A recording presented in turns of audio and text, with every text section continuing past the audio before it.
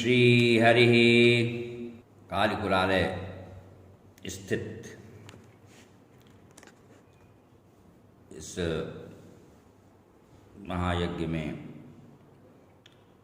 हम आप सबका अभिनंदन करते हैं और आज सिंदूर विषय अवलंबित कुछ विचार प्रस्तुत करेंगे। हमारे सनातन संस्कृति में और हम लोगों की साधना पद्धतियों में सिंदूर भी चढ़ाने का विधान है, अर्पित करने का विधान है। गणेश जी के श्री चरणों में सिंदूर चढ़ाया जाता है। हनुमान जी को भी सिंदूर का चोला चढ़ाते हैं लोग। और जितनी देवियां हैं, भगवती 10 महाविद्या में से भगवती धूमावती को छोड़कर बाकी सभी देवियों को भी सिंदूर अर्पण किया जाता है। सिंदूर अर्पित करने का मंत्र भी है, सिंदूरम शोभनम रक्तम सौभाग्यम सुखवर्धनम शुभदम कामदम चैव सिंदूरम प्रतिगृह्यताम। रक्त वर्ण का सिंदूर प्रशस्त है, सौभाग्यवर्धक है, शुभद है, कामद है और सौभाग्य श्री की समृद्धि के लिए हम हे देव आपको सिंदूर अर्पित करते हैं। सिंदूर हमारे यहाँ पाणी ग्रहण संस्कार में सिंदूर दान किया जाता है और सधवा स्त्रियां अपने सीमंत में भाल प्रदेश में सिंदूर हमेशा लगाती हैं, जो उनके सौभाग्य और विवाहित होने का प्रतीक है। शास्त्रीय विधान है कि सिंदूर मांग के मध्य में ही लगाया जाए। मांग के मध्य में सिंदूर लगाने से श्री सौभाग्य की वृद्धि समृद्धि होती है। इसके पीछे तमाम वैज्ञानिक कारण भी हैं। भारतीय जनमानस प्राचीन काल से ही भव्य भावुक और भक्ति भावापन्न रहा है। अद्भुत रामायण की कथा सधवा स्त्रियों के सीमंत में सिंदूर लगाने की प्राचीन प्रथा को परिपुष्ट करती है। जगज्जननी जगदम्बा जानकी के सीमंत प्रदेश में रक्त सिंदूर देखकर बाल ब्रह्मचारी हनुमान जी ने जिज्ञासा पूर्वक जगदम्बा से पूछा, मां, आपने यह रक्तिम द्रव्य मांग में क्यों लगा रखा है?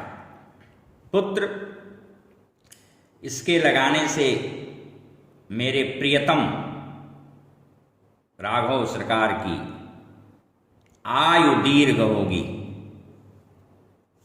स्पष्ट है और प्रामाणिक है कि मांग के मध्य में रक्त सिंदूर लगाने से सौभाग्य की वृद्धि समृद्धि होती है और पति दीर्घायु होता है। जानकी ने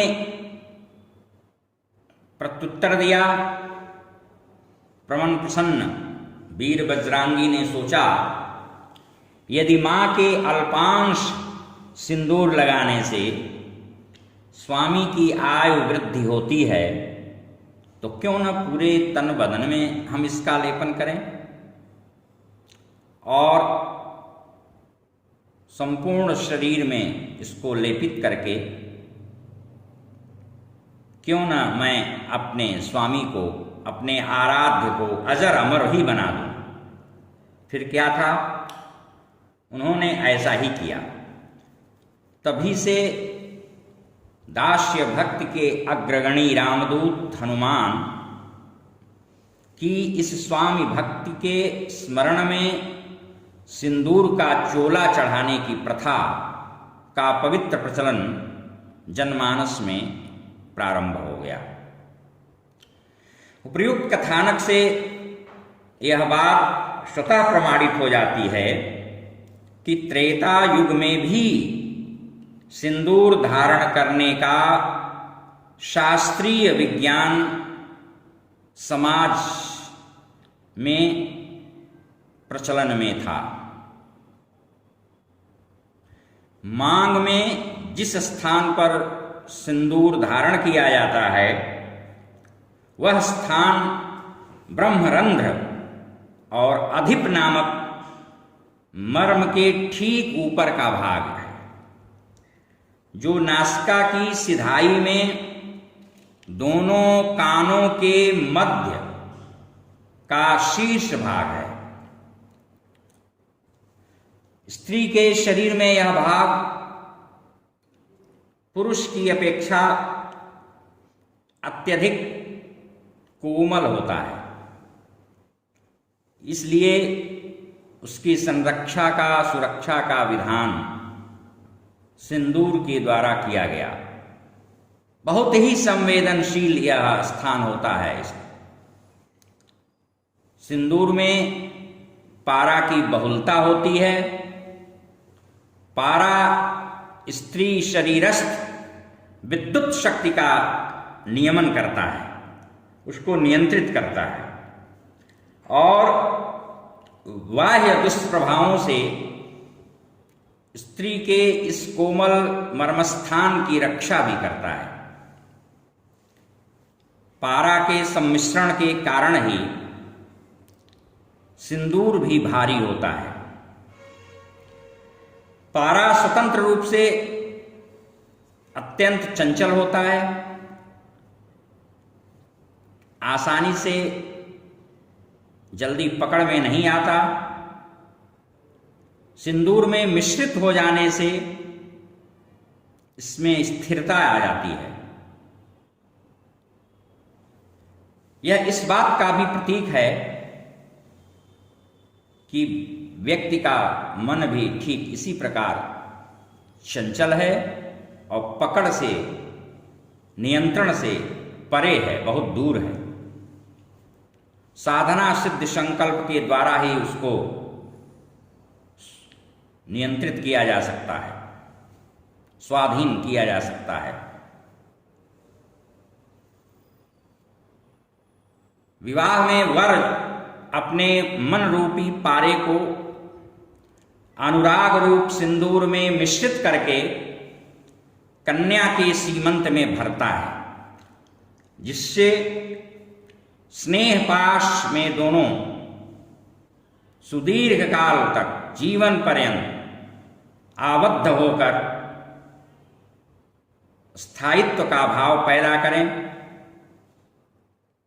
प्रेम से परिरंभित होते रहें। इस बात का भी प्रतीक है यह सिंदूर।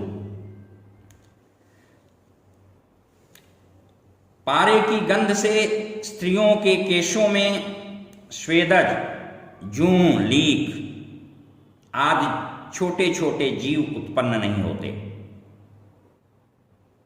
पारा इन जीवों से छुटकारा दिलाने वाली अमोघ औषधि है। सिंदूर वैज्ञानिकता से संपृक्त तो है ही,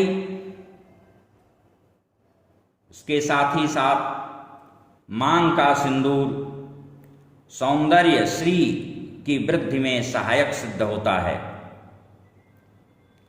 और स्त्रियों के सधवा होने का यह सुहाग है एवं सूचक भी है। सिंदूर का रंग रक्त होता है। रक्त ही प्राणी के जीवन का आधार है। स्त्री शीर्षस्थ सिंदूर के रूप में पति की महत्ता सत्ता को शिरोधार्य करती है। दीर्घ दाम्पत्य सहवास का भी प्रतीक है सिंदूर। सूर्य जगत का आत्मा है और उदेत सविता ताम्र एवास्तिमेत च, उदय से लेकर के अस्त काल पर्यंत उसका रंग रक्तिम ही रहता है, लाल ही रहता है। अस्तु यह सिंदूर वर वधू के प्रकाशमय उल्लासमय सुखी समृद्ध जीवन की कामना करता है। साथ ही उदय अस्त का यहाँ आशय है सुख दुख की आवृत्ति। चक्रवत् परिवर्तन्ते सुखानि दुखानि च, यह जो सुख दुख का चक्र हमेशा परिवर्तित होता रहता है, उन परिस्थितियों में भी समरूपता की, उल्लास की और एकरूपता की सिंदूर हमें शिक्षा प्रदान करता है। एक बात और,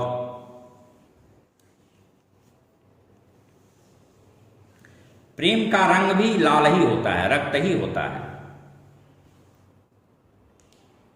यह सिंदूर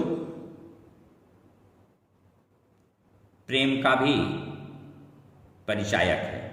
पति पत्नी के मध्य में प्रेम की शीर्षस्थता का भी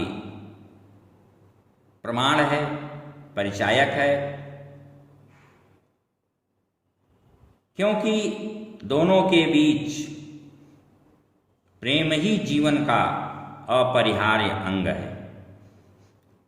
वैसे तो लाल रंग खतरे का भी प्रतीक है, अतः सिंदूर धारित भाव यह सूचित करता है कि यह स्त्री किसी की हो चुकी है। इस पर अधिकार की बात सोचना, खतरे से खेलना है और मर्यादा अनुशासन को, सामाजिक वर्जनाओं को भंग करके, पुण्य छीण करके पाप मोल लेना है। सिंदूर प्राण तत्व वर्धक भी है, क्योंकि सिंदूर सूर्य के लाल रंग से अधिक प्रभावित होकर के शरीर में रक्त कणिकाओं की अभिवृद्धि करता है और जैसा कि आप सूर्य के प्रकरण में इस बात से अनभिज्ञ नहीं रह गए हैं, भली भांति जानते हैं कि सूर्य आत्मा का कारक ग्रह है। सूर्य जगत के आत्मा है, चक्षु है। सूर्य ब्रह्मांड की आत्मा है, इसमें कोई संदेह नहीं, यह निस्संदिग्ध है। और सूर्य की किरणें सप्तवर्णी हैं। सूर्य के सातों रंगों में लाल रंग की ही विशेष रूप से प्रधानता रहती है और सूर्य का पीत मिश्रित लाल रंग ही माना भी जाता है, स्वीकार भी किया जाता है। इसलिए हम मंगल कार्य के रूप में देखें तो, शुभ दृष्टि से देखें तो, पूजन जजन की दृष्टि से देखें तो, और वैज्ञानिक स्वास्थ्य वर्धन की दृष्टि से देखें तो भी सिंदूर हमारे लिए आत्मिक रूप से औषधि के रूप में भी थोड़ा अल्पांश ही नहीं, अत्यधिक उपयोगी सिद्ध होता है। आज बस इतना ही। हरि ओम। शांति।